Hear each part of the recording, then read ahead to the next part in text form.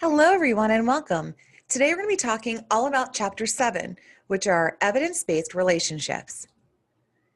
So, when we think about counseling, and especially when it comes to the clinical interview, it's important for us to understand that the outcomes are going to be more likely if we as clinicians have a positive working relationship and therapeutic alliance with our client. So this chapter is going to focus on different evidence-based relationships that exist. So by the time this chapter is over, you'll be able to describe the great psychotherapy debate, list and apply evidence-based relationships, factors based on Carl Rogers' core conditions. List and apply evidence-based relationship factors that are derived from other theoretical foundations and describe how the evidence-based relationship factors apply to clients with different and diverse cultural orientations and backgrounds. So, when we think about the great psychotherapy debate, something to think about is that this is going to be essentially a debate that is had that says that there is this understanding of how humans heal from a social context and looks at ways to find these outcomes from looking at a vast array of psychotherapy studies. So the question then becomes, are empirically supported treatments or evidence-based practices most important? Well, let's take a brief second to talk about that. So when you think of evidence-based practices, some of the things that we can think about is that for those evidence-based practices, that there are a wide variety of statistics that show that they are effective. And in many ways that these therapeutic orientations are valid, reliable, and generalizable. There are numbers and many studies behind them that show that they are in fact effective. What evidence-based practices do, though, is that they don't take into consideration that there's other forms of therapies that can complement and support clients that maybe don't relate specifically to talking.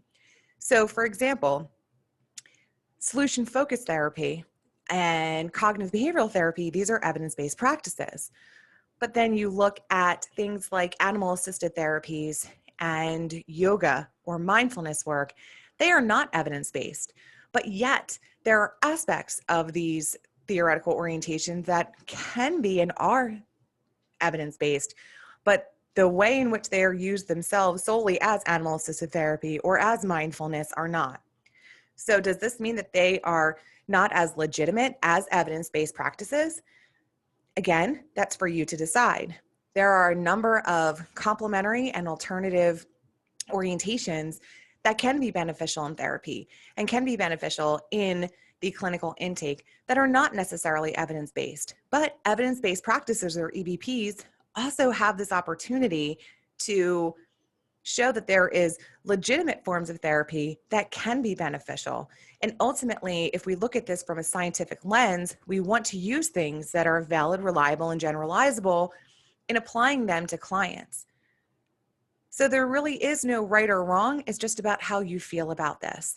The other thing that should be noted too is that for a number of practices that are not evidence-based practices at this time, something for us to think about is that just because they're not evidence-based today doesn't mean that they're not in the process of becoming evidence-based. For example, mindfulness and animal-assisted therapies, as I had mentioned previously, these are two therapies that are in the process of becoming evidence-based practices, but it can take a longer period of time for them to become evidence-based practices. So while they are not EBPs today, doesn't mean that they won't be at some point in the future. Now let's shift to the core conditions. So Carl Rogers, as a psychotherapist, had identified 3 conditions that were necessary and sufficient for positive therapeutic change. This included congruence, unconditional positive regard, and accurate empathy. So let's first look at congruence. Carl Rogers said that clinicians need to be honest, spontaneous, and real. We need to be genuine, we need to be present, and we need to be able to interact with our clients in a way that is unscripted. Congruence, though, doesn't mean that you get to say whatever you want. Remember, as we've talked about in chapters 4, 5, and 6, there are certain types of questions that we need to ask in order for us to be able to get answers from our clients, because our clients need different types of questions in order to elicit different types of responses, and it can also help build a therapeutic alliance. It's really important for us to make sure that as we're communicating with them, that we are giving them, validation, and that we're instilling hope in them. It's important to examine your motives when using congruence. You want to be present, you want to be real, but if you're just flying off the cuff, or if you're engaging in countertransference, which we're going to talk about shortly, that can be problematic.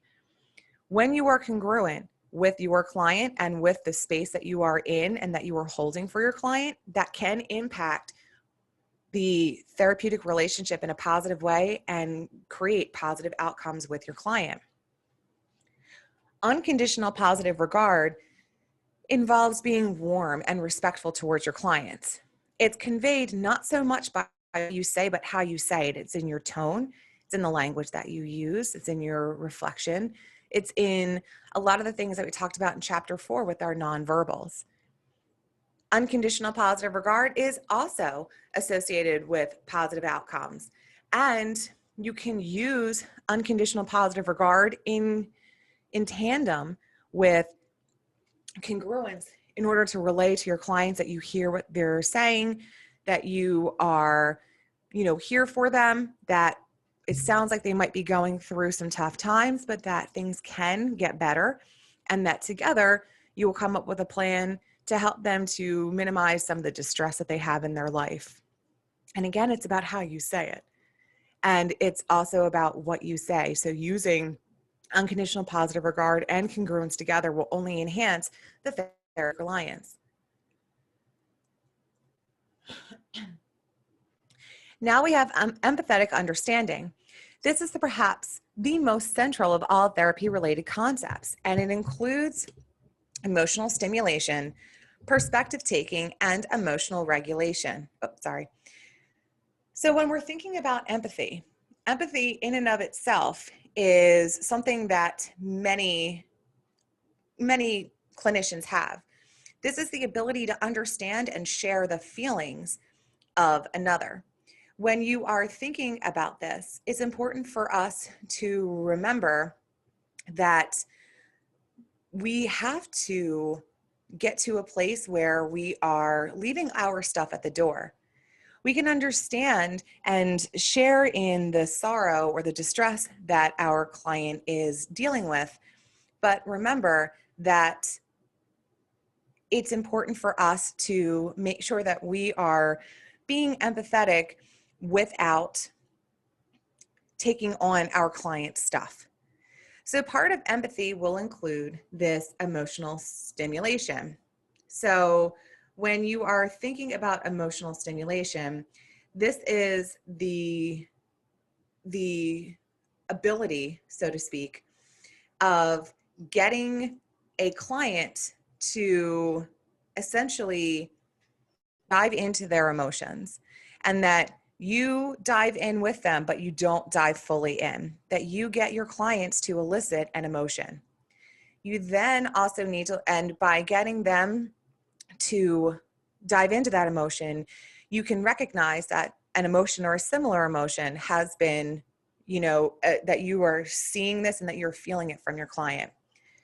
When you think about perspective taking, this is where you are taking different perspectives or different situational understandings to elicit clients to think about what are some alternatives, what are some other ways at looking at the situation. It's essentially you imagining yourself as that other person, but it's essentially inside your own head, and you sometimes might get it wrong. So giving them these different perspectives for them to look at as the client can help them to see that while they feel some kind of way and while they're thinking certain things, that there might have been other ways to examine this. And when we talk about emotional regulation, we are looking at how we can take these emotions and we can essentially be able to initiate, modulate, inhibit, and maintain one's emotions. So you model this for your clients, but it's also about your clients getting to a place where they can also understand different emotions and initiate them in a healthy way, inhibit ones that might become more problematic, and maintaining their emotions when they're in distressing situations. When we think about empathy, empathy has this robust effect on treatment, that you having the ability to understand different emotions, that you having this understanding and sharing the feelings of another and validating those feelings can be huge in building therapeutic rapport. So Rogers looked at how we can develop empathy as a clinician, and he believed that the therapist's ability or skill, especially by modeling this, can be helpful in clients to understand about empathy in and of itself. It's also about the therapist's attitude or willingness to invest into a client, not only to help them to understand and even provide education around empathy and model this, but also for the clinician themselves to be able to do the work to become a more empathetic person. Empathetic understanding also has a focus on clients' thoughts, feelings, and struggles. So again, you understand and you share in this with them, but you don't take it on.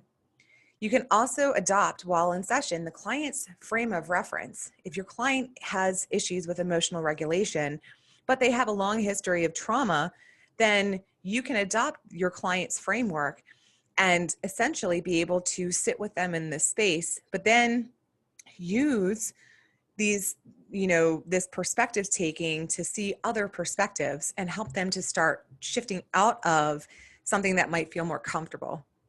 You can enter into the client's private perceptual world to see how does the client see the world around them, and how can we better understand what the clients see? How can we then start shifting these perceptions so that they're no longer distressed? One of the things that I tell my clients is that while a soft pretzel is delicious, I mean, think of that crunchy exterior with the salty bits and that soft interior, especially when it's warm. My goodness, is a soft pretzel delicious? But you as a client being twisted like a pretzel is not delicious. So there has to be a way for us to be able to get you to untwist so that you are not constantly feeling salty and tight and just engaging in this discomfort.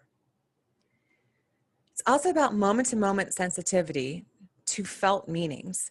Just because our clients are feeling some kind of way, and it might be outlandish to us, that doesn't mean that we can lose sensitivity towards them. If your client is disclosing something and it's really outlandish and you're like, oh boy, here we go again. Or even if you don't say it out loud, but you sit back in your chair, you fold your arms across your chest, you look away from the client or even roll your eyes, that's going to harm the therapeutic relationship because you are not being empathetic towards your client. In that moment, they need sensitivity and validation, the installation of hope, and then working on a plan to work through these things. But by you and your body language and possibly verbalizing something that you believe this is outlandish, it can actually harm the relationship. And finally, Rogers looked at how sensing meanings of which clients are barely aware can be helpful as well, because some clients don't know that they have barriers. They can't see the forest for the trees. So part of empathy is being able to hold that space to allow them to see the trees within the forest. And that can open up a whole world that the client have been neglecting to see. And that can then become emotionally provoking for the client.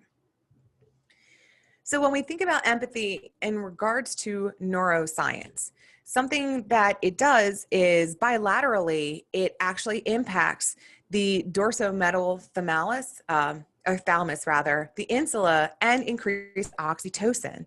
So by stimulating the thalamus and the insula, this rate of oxytocin can be increased or even decreased. And oxytocin is the love hormone. So it helps you to feel connected to another. When you have an over or under stimulation, you either feel really close to someone or you feel detached.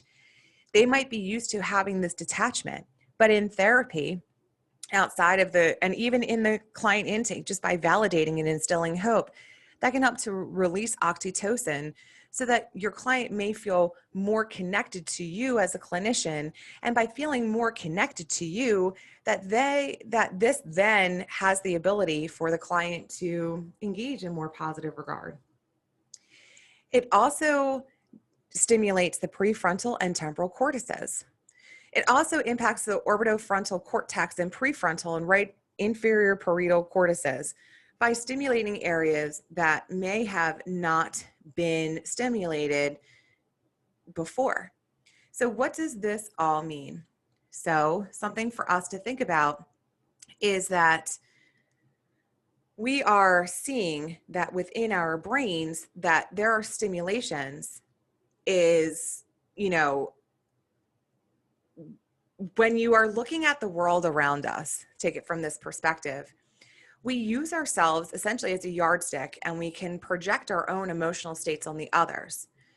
So something for us to think about, especially when it comes to the cerebral cortex and the temporal and frontal lobes, that this is located more in the front of our brain, and that this allows us to, essentially evaluate emotional states and can distort our understanding of other people's emotions, in particular, those that are completely different from our own. This emotional egocentricity hasn't really been measured very much, but there is a lot of information that is now coming out as a result of this. Something else to think about too is that when you are thinking about compassion, when you're thinking about empathy, when you are thinking about, how you can examine emotions, something for us to note is that the stimulation or lack thereof may be on the basis of, dealing with things. For example, when we look at pain, right? The pain, particularly in the anterior insula and the mid-cingulate cortex, that this is activated when someone is experiencing pain. But when there's an overstimulation of pain, they may have a really hard time being able to understand what pain doesn't feel like or what it feels like to not have distress. When we think about empathetic responses, they're not static, but they can be modulated by a person's characteristics. When we look at the contextual appraisal related to empathy, there is, something that can be challenging for people to be able to socialize. There can be something for others when it comes to empathy and the neural firings that happen within our brain, that this can be challenging simply because they might not be used to it, or they might be used to one type of emotion but not another. So when we are looking at empathy related insular and cingulate activity, this may reflect this, predictive state in self and others, and may actually be driven more by behavioral outcomes to avoid this change in how they're feeling and wanting to stay in what they understand, more so than it is completely based on neurotransmitters and hormones. So some other evidence-based relationship concepts that we're going to be focusing on include transference, countertransference, the working alliance, repairing relationship ruptures, therapist modeling, and mutuality and mutual empathy. So let's talk about transference. This often is where the client is taking their stuff and they're placing it onto the clinician. It can feel inappropriate, abstract, vacant, even elusive. It can also be positive or negative. But essentially, it gives you as a clinician a glimpse into what relationships, especially the earliest relationships, have occurred for your client, and that it can tell you where there might be some barriers in functioning within those relationships. Countertransference, on the other hand, is where you as a clinician are taking your stuff and you're putting it onto the client. So if your client is saying that they want to, for example, lose weight, and you tell them, oh, you know, you should really think about Weight Watchers. Weight Watchers is the great system, and this is why it's a great system. Without even finding out what the client has done, that's a form of countertransference, because Weight Watchers may have worked for you, but Weight Watchers doesn't work for everyone. So when you are putting your stuff onto your client, whether that too is positive or negative, understand that you are now taking away from the client in session, and now it's becoming more about you. Again, one of the questions types that we had talked about was advice giving. A lot of the advice giving can be tied to countertransference. Freud thought that countertransference was always bad, but more contemporary therapists see it as potentially informative, in that as therapists, we are not perfect people. But if there's a client who's bringing up something in you, if you feel like you need to overshare with a client, if you feel like you're looking at this client and it reminds you of someone, or you get this bad juju feeling around someone, or around this client like you do others in your life, or you're constantly wanting to give advice and fix them, that may mean that there's work that you need to do as a clinician. And again, there's nothing wrong with doing the work. So when we look at forms of countertransference, we're going to look at it from a couple different perspectives. One is ethical, and this is Freud's view, and he said that countertransference is always negative and that we need to overcome as therapists. Totalistic views say that reactions from therapists to clients do happen, and it can be used to enhance therapy, not only for the client, but also for the therapist. Complementary says that specific client interaction patterns that pull therapists to respond in ways that others outside of therapy respond to the client may mean that not only is there work to be done, but that this may say something about that client, that there might be a level, for example, of manipulation where you're being sucked into the client's world, and that there might be this push and pull that you're experiencing with the client that others outside also experience.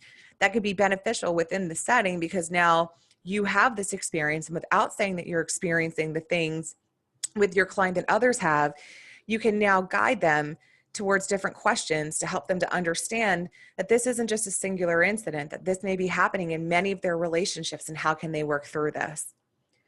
There's also this relational perspective that's constructed from the combination of unmet clients' needs and therapist needs.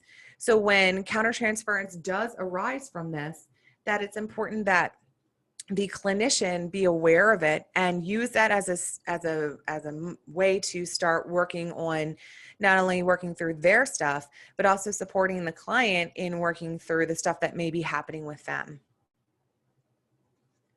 Then we have the working alliance, and this has three main components: the goal consensus, a collaboration on tasks, and emotional bonding.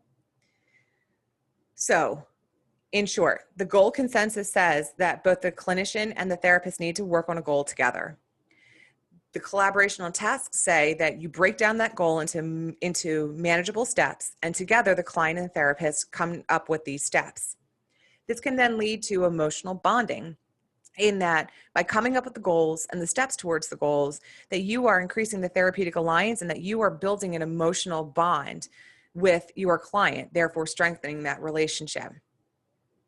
When you as a clinician are explicitly soliciting feedback from clients on therapy progress, both the working alliance and treatment outcomes will improve. And that improvement is ultimately where you can get the buy-in from your clients to continue to work outside the sessions. What happens within the session is only a snapshot of the client's day and that period of time between when you see the client now and again. So there is going to be work for the client to do in between the session today and the next time you see them. With that in mind, it's really important for our clients to be able to have that buy-in so that they're more willing to do the work. And by using the working alliance, that can help to strengthen that therapeutic alliance.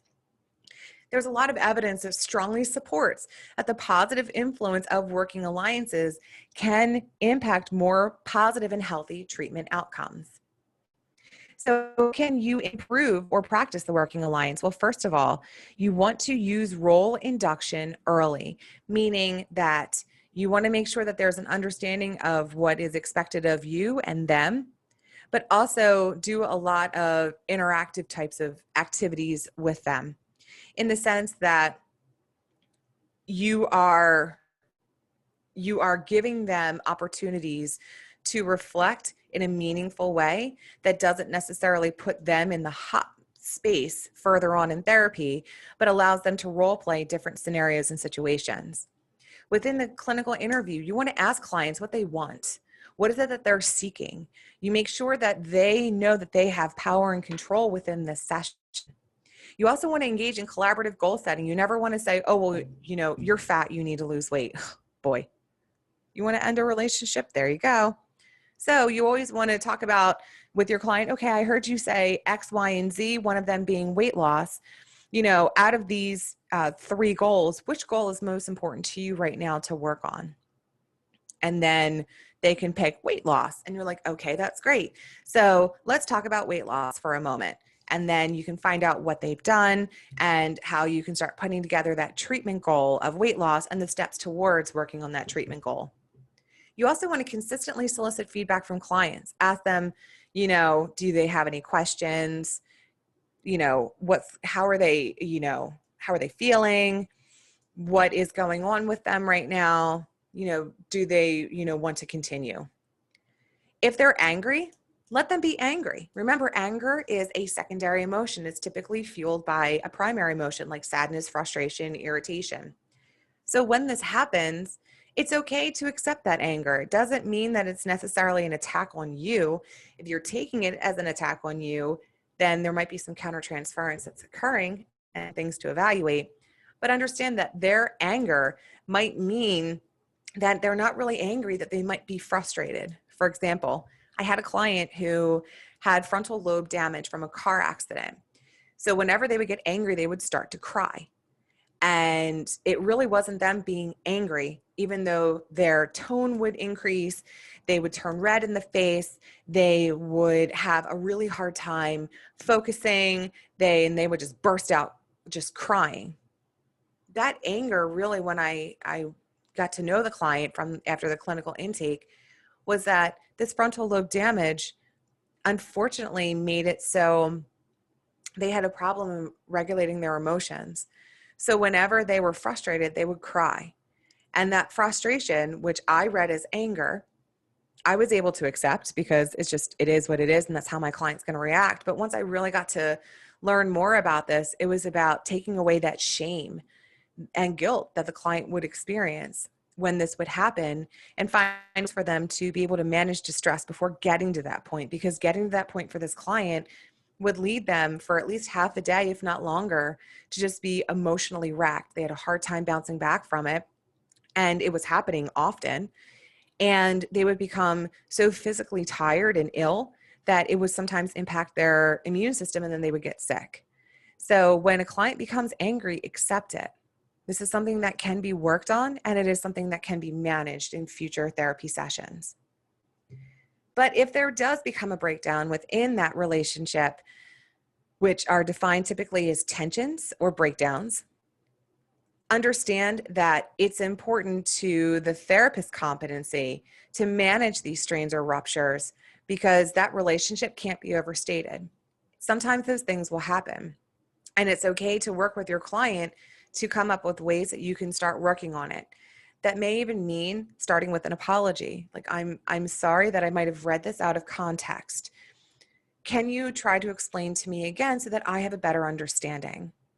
That can be something simple that will allow us to be able to work through that rupture or that breakdown, and again, increase therapeutic alliance. You are not perfect, but yet you are seen as being perfect because of the stance that you have in being a clinician. So understand that it's okay to be able to work through those things. When you think about this, you are now modeling for your clients as well that it's okay to be wrong sometimes, and that it's okay to work through it, and that there can be breakdowns and then a coming back together that can occur. And for your client, it might be the first time that they're actually understanding and seeing this. When we think about ruptures, there's 2 different types. There's withdrawal and confrontation. Withdrawal is where the client completely withdraws, doesn't say anything, and maybe they were really talkative before, but now they have one-word answers. In that case, it's okay to reflect that to your client. it seems like we had, some open lines of communication, and now those lines may not be as open. Is there something that happened? Can you tell me, what's going on? You may have to ask similar questions before your client feels open enough to say something to you. And it's okay to say, I'm sorry if there was a miscommunication or if I said or did something wrong. If you could let me know, that would help me to become a better clinician. Most clients will respond to that. Then you have confrontation. Depending on the client, you might say, you were really talkative and now all of a sudden you're not. And it happened after we started talking about this topic. Is there something going on that I should know about? Or, what is it about this topic that caused you to withdraw or that caused you to not talk as much? Or I'm noticing that you're becoming angry since we started talking about this topic. What is it about this topic that might impact you wanting to raise your voice or wanting to, sit more forward in the chair? When you are reflecting back to clients, don't use, I feel like you are, I think you are. Give them direct observations. I notice that your body language has changed in that you were sitting back in your chair. Now you're sitting up in your chair towards me, that your tone has gotten, has increased, that you're fidgeting more with your hands now than you were in the beginning since we started talking about X topic. Again, we've talked a lot about modeling in this class, but modeling can be viewed as identification and internalization. So when you are role modeling yourself, you hopefully are doing it in a positive, respectful, and reflective way. Your clients see this and then they emulate that outside of sessions. When you are role playing within a session, that you are able to, give your clients these little snippets of what healthier ways of behaving might look like, or how shifting your thoughts or managing emotions can be like. So they will then emulate that outside of a session. Within the clinical intake, you keeping calm, cool, and collected, that might be a shocker for your client because maybe they're used to ruffling feathers, or maybe they are used to manipulating and you're not feeding into it. That is a positive aspect that you are role playing for your clients, that you are maintaining your composure and that you are establishing boundaries.